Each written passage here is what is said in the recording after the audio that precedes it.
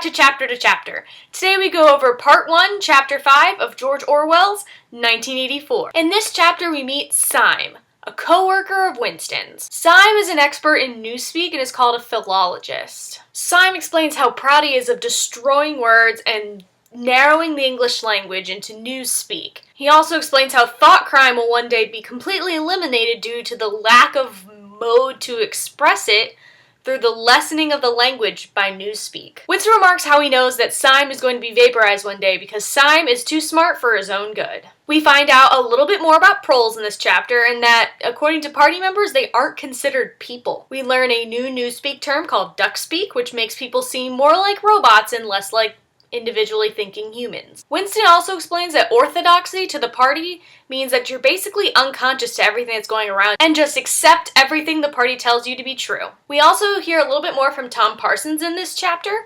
He explains that each of his children have already turned in one person for thought crime, and they're like 7 and 9 years old, so they've already condemned 2 people to death by that early age. We also see during a news break on one of the telescreens that explains all the great things that are happening for the party that there was a demonstration thanking Big Brother for increasing the chocolate ration to 20 grams per week, when we just found out in the previous chapters that chocolate rations were reduced from 30 to 20. Winston seems to be beguiled by the fact that he's the only person that it seems to possess any sort of memory. So that he's the only one who seems to be bothered by the fact that the party is bull-faced lying to all of its people in order to make itself look good. Winston also struggles with this constant feeling of that he's being deprived of something. That he feels that in the past things may have been better for people than they are now under the party. Winston also decides in his own mind that everyone, including himself, will be vaporized one day, with the exception of Tom Parsons, who is just too exactly what the party wants in a person, so he feels that Parsons will be safe from vaporization, that even himself, Syme, Mrs. Parsons, and even O'Brien will be vaporized. Winston sees Junior Anti-Sex League girl again, who we're still waiting to have a name for. He fears that this girl is spying on him and can see through his facade of loyalty to the party.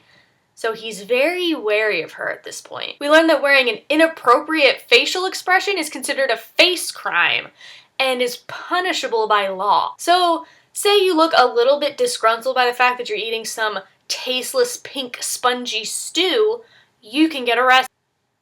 We also learned a lot about newspeak in this chapter. It's the only language in the world that's actually decreasing in size as time goes on, which is the opposite of what language does, since we know that every year words like selfie and bae and stuff are getting added to the Oxford English Dictionary. The reason that newspeak keeps decreasing in size is that there's less words, less range of thought, and less ability to express oneself. So if they limit the amount of vocabulary that a person knows, they limit the amount that that person can think. So if they can't think something rebellious about the party because they don't know the words, they can't rebel against the party. The setting for this chapter took place in the cafeteria in the Ministry of Truth. We did meet some new characters in this chapter, starting with Syme. Syme is one of Winston's co-workers, a philologist, and venomously orthodox to the party. Winston says that he's too smart. Syme takes great pride in his work with newspeak, and he's working on the 11th edition of newspeak. And Winston knows that he's too smart for his own good, he sees too clearly, he knows things that he shouldn't know, and knows that one day Syme will be vaporized. Next we learn a little bit more about Tom Parsons. We find out that he's very proud of his little psychopath children, and that he's a bigger guy, kind of chunky. He's boyish, seems to be illiterate in the way that Winston describes his handwriting, and his loyalty to the party teeters on the brink of stupidity. He blindly follows everything that they say, blindly believes everything they tell him to. He just isn't a free-thinking individual, so the party loves him. And finally, the theme for this chapter is, once again, oppression. Newspeak itself is naturally oppressive since it's shrinking in size, so the number of available words to express yourself are limited and decreasing every day. Imagine not being able to say, that steak I had last night was completely awful. And you'd have to say, that steak I had last night was ungood, or plus ungood, double plus ungood. You lose the meaning of being able to fully express what you want to say with newspeak. Or you can say, that meteor shower I saw last night was absolutely incredible. It was mind-boggling, and I can't even. In newspeak, you'd have to say, that meteor shower I watched last night was double plus good. Which is more powerful, double plus good, or absolutely astounding, amazing, mind-boggling, beautiful? Take your pick. Duckspeak doesn't allow you to speak your own mind. You have to say almost predetermined words and phrases to make yourself seem loyal to the party, on board with everything the party has to say, not a thought criminal, and have people believe that you're not a thought criminal. There's also a lack of options to obtain basic needs, like 2 people asked Winston if he had extra razor blades they could have.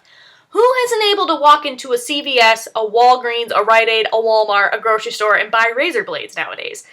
Thinking about the party has a shortage of razor blades, and the only place you can get razor blades is on the free market, and the party says you are not to take part in free market. It is against the party doctrine. How else are you supposed to get everything that you need? It's completely ridiculous. That's another sign of oppression, because you can't even obtain what you want to obtain legally. You can't obtain things you need legally. So the system seems to be setting you up to be arrested and killed. It's ridiculous. Not to mention there's a latent fear of everyone around you. Anyone around you at any time can turn you in for being a thought criminal, whether you're guilty or not. Winston is afraid of Syme, looking at him like, I can see through you.